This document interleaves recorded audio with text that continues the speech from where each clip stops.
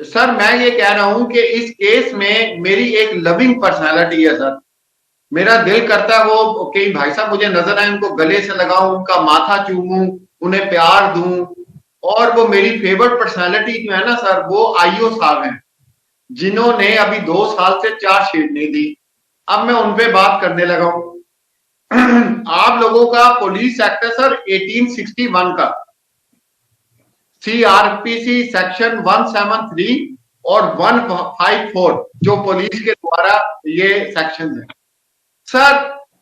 आप यकीन करें, अगर मैं खुद इंडिया में मौजूद होता तो मैंने इस बंदे के ऊपर 18 केसेस डालने थे।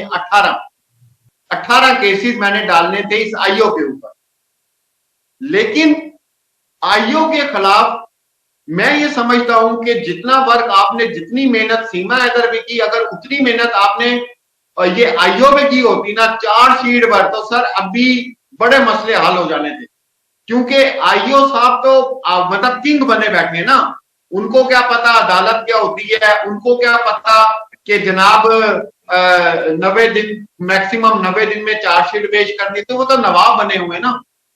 तो सर मैंने उस दिन भी आपसे कॉल पे बात हुई थी और मैंने यही कहा था, मैंने कहा सर सब कुछ रख दें साइड पे और उठा लें अपनी अदालती एक बंदूक और उसका नाली मोड़ दें आप आईओ के ऊपर। सर आप देखें चार्जशीट आती है तो कितने मसाइल हल हो। तो आईओ पे सर क्यों नहीं इसके ऊपर काम हो रहा, आईओ को क्यों नहीं ला रहे हैं आपके? मेरी पहली प्रायोरिटी यही है कि भाई प्रायोरिटी मेरी यही है कि भाई वो गुलाम हैदर को आ जाए, वो बच्चे उसको मिले। उसके साथ साथ मैंने एक कदम और आगे बढ़ा दिया है कि ये बच्चे सरकारी कस्टडी में हम करवाने जा रहे हैं। और चूंकि अब ईद से फ्री हो गए हैं तो उम्मीद है कि इस हफ्ते में इसमें कुछ ना कुछ पॉजिटिव ऑर्डर आएगा और ये बच्चे हम सरकारी कस्टडी की तरफ लेके जा रहे हैं कि ये बच्चे सरकारी कस्टडी में रखे जाएं, उनकी सरकारी कस्टडी में देखरेख हो, उनकी सुरक्षा हो, उनकी सेफ्टी हो। और जब वो सरकारी कस्टडी में आ जाएंगे तो गुलाम हैदर से बातचीत कराना भी हमारे लिए आसान हो जाएगा। और गुलाम हैदर जब भारत में आ जाएगा तो फिर उसको मिलवाने में, बातचीत कराने में, साथ रखने में भी हमें काफी आसानी पैदा होगी। तो हम इस कदम की तरफ चल पड़े। दूसरी बात रही सीमा हैदर की बात, तो देखो सीमा हैदर तो यहाँ पर लॉन्ग टाइम रहेगी क्योंकि जेल में भी उसको रहना है, ट्रायल भी चलना है। लेकिन ये बच्चे लॉन्ग टर्म नहीं रहेंगे, ये बच्चे वापिस होंगे, जल्दी वापिस होंगे। ये बच्चे अपने देश जाएंगे, अपने फादर के पास जाएंगे। और सीमा हैदर को यहाँ पर लंबा वक्त लगेगा क्योंकि ट्रायल चलेगा और इसको जेल भी यहाँ पर काटनी पड़ेगी। ये एक बच्चा पैदा कर ले या 10 बच्चे पैदा कर ले या एक ड्रामा कर ले या किसी दूसरे का बच्चा लाके कर, ये जो मर्जी कर ले, जो इसको करना है ये खुला चैलेंज है, ये जो मर्जी कर ले, एक ना एक दिन इसको हम जेल कराएंगे, ये डिपोर्ट होगी। भारत में सीमा हैदर के पांव नहीं जमने देंगे, नहीं जमने देंगे, नहीं जमने देंगे, नहीं जमने देंगे। इसके पांव को उखाड़ देंगे हम यहां से। इसको भारत की सरजमीन पे हम बिल्कुल भी जमने नहीं देंगे। मोमिन मलिक की जब तक जिंदा है, मेरी जिंदगी का मकसद है इसको भारत की से उखाड़ फेंकना। और इसको हम उखाड़ के फेंकेंगे, यहां से कानूनी रूप से फेंकेंगे। रहा सवाल बच्चों का, तो बच्चों को तो डिपोर्ट कराएंगे, उसके फादर को दिलाएंगे। वो हमने पहले भी कहा है, आज भी कह रहे हैं, आगे भी कहते रहेंगे। लेकिन सीमा हैदर, बच्चे जाएंगे, सीमा हैदर को यहां रहने में वक्त लगेगा। ट्रायल में भी 2-3 साल निकलेंगे और ये जेल भी जाएगी। 4 से 5 साल इसको जेल होगी। और जब जेल होगी तो फिर उसके बाद ये डिपोर्ट होगी। इसको ना कोई नागरिकता लेने देंगे, ना कोई नागरिकता मिलेगी, और ना ही ये नागरिक यहाँ की, भारत की कभी बन सकती है, और ना ही इसको हम कभी नागरिक बनने देंगे। ये हम आपको आज भी कह रहे हैं, कल भी कह रहे हैं। बिल्कुल ऐसा ही है, हो ही नहीं सकता। अच्छा सर दूसरी बात, जब वो पंडित की पेशी थी, आप आए, आपने बताया भी, लाइव में बताया कि पंडित आया और मौका गया और सारा कुछ हो गया।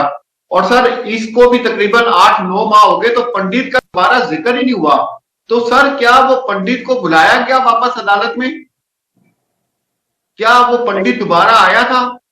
नहीं, पंडित कई वकील पेश हुए, उन्होंने बाकायदा जवाब दिया है कि इसकी कोई मैरिज वहां पर नहीं हुई और मैंने कोई मैरिज नहीं कराई। मैं तो एक एक फैक्ट्री में, एक इंडस्ट्री है, उसमें कोई रोजगार करता हूं, वो सारी बात उसमें हुई, वो इतना कहा गया। नहीं नहीं, वो तो कहा गया। अब मसला ये कहने का है कि आपके पास एविडेंस भी मौजूद है, वो बैठा हुआ, वो स्वाहा स्वाहा चक्कर लगवा रहा है, वो सब कुछ कर रहा है, तो आपने इसके ऊपर कोई कार्रवाई नहीं की कि भाई तू तो वहां, तेरी वीडियो पूरी दुनिया बना रही है, तुझे इंडिया के नेशनल मीडिया के ऊपर तेरी वीडियो चल रही है और तू कह रहा है मैं शादी में मौजूद नहीं हूं, तो इसके ऊपर आपने कोई कार्रवाई नहीं की पंडित के ऊपर कि इसको दोबारा बुलाया जाए कि हाँ भाई? नहीं, वो हर डेट पे आ रहा है, हर डेट पे अपने वकील के माध्यम से आ रहा है, रिप्लाई आ चुका है। और ये बाकायदा, क्योंकि सीमा हैदर का रिप्लाई बाकी है, अभी सचिन का रिप्लाई बाकी है, एपी इसके भाई का रिप्लाई बाकी है, उसके बाद हमारी गवाहियों का दौर शुरू हो जाएगा। और उस केस के अंदर हमने ये भी लिखा है बाकायदा कि अगर इस इलीगल कंपनी से, सीमा और सचिन की इलीगल कंपनी से कोई औलाद पैदा होती है तो वो इलिजिमेट समझी जाए, वो अवैध संतान समझी जाए, उसकी कानून की नजर में वो अवैध संतान की कैटेगरी में हो। ये हमने एडवांस लिखा है उसके अंदर, केस के अंदर।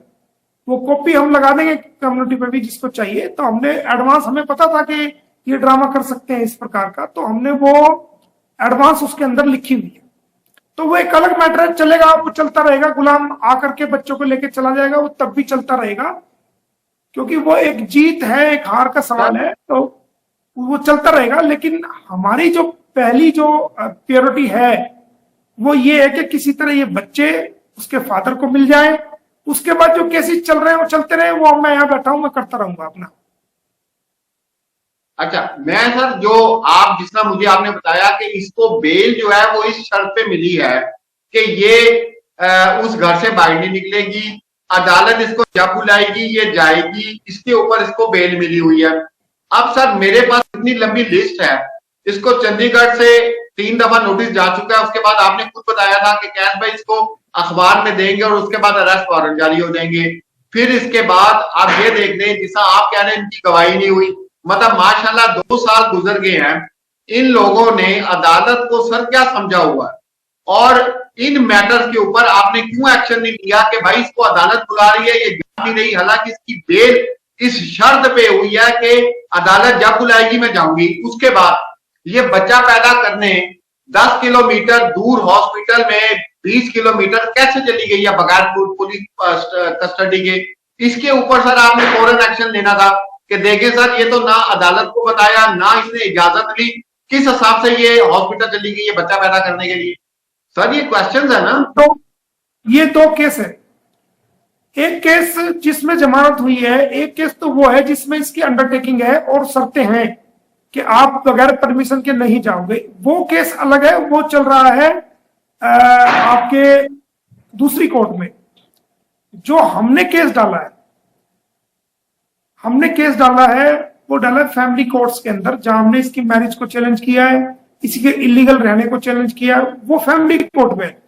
फैमिली कोर्ट में अभी कोई एविडेंस नहीं हुई, वो अलग स्टेटस है। और जो स्टेट केस है जहां पर कंडीशन लगी हुई है, वो दूसरा केस है जो कि अलग उसमें चल रहा है, अलग दूसरी अदालत में चल रहा है। तो उसमें अभी तक चार्जशीट नहीं आई। हाँ, जैसे ये चुपचाप जाती है, इधर उधर जाती है, तो हमने कई बार वहां की पुलिस को अप्रोच किया कि ये बिना परमिशन के कैसे जा रही है, कैसे इसको ले जाया जाता है। तो वहां की पुलिस को चाहिए कि अगर ये वहां से बाहर जाती है, उस इलाके को छोड़ के जाती है, तो इस पर नई एफआईआर दर्ज करे। क्योंकि जो पाकिस्तान के लोग भारत में आते हैं उनको सिटी वाइज वीजा मिलता है, सिटी वाइज। ये तो इलीगल आई है। जो वीजा लेके भी जो लोग आते हैं उनको सिटी वाइज वीजा मिलता है। अगर मिसाल के तौर पे पानीपत का वीजा मिल गया, दिल्ली का मिल गया, या फिर गौतम बुद्ध नगर का मिल गया, अगर वो इंसान जिसको पानीपत का वीजा मिला है, दिल्ली का वीजा मिला है, और वो इन दोनों शहरों को छोड़कर कहीं तीसरी जगह पर रहता है और उसका वहां का वीजा नहीं है, तो उसके खिलाफ भी एफआईआर नहीं दर्ज होती है जो वीजा लेके आया। ये तो इलीगल आई हुई है। अगर इस प्लेस को छोड़ के वो कहीं भी जाती है बगैर परमिशन के, और परमिशन भी पुलिस की नहीं, परमिशन भी होम डिपार्टमेंट की लेनी पड़ती है, तब वो एक जगह से दूसरी जगह पर मूव कर सकता है, अदरवाइज एक नई एफआईआर होगी। लेकिन ये तो वहां रबूपुरा पुलिस की जिम्मेदारी है, वहां के इंटेलिजेंस ब्यूरो की जिम्मेदारी है, वहां की जो लोकल पुलिस, यूपी पुलिस का इंटेलिजेंस जो ब्यूरो है, उनकी जिम्मेदारी है कि वो इसको छानबीन करके रखे। अगर ये बगैर परमिशन के कहीं जाती है तो उस पे एक नई एफआईआर फॉरेन एक्ट के तहत जो है वो दर्ज करें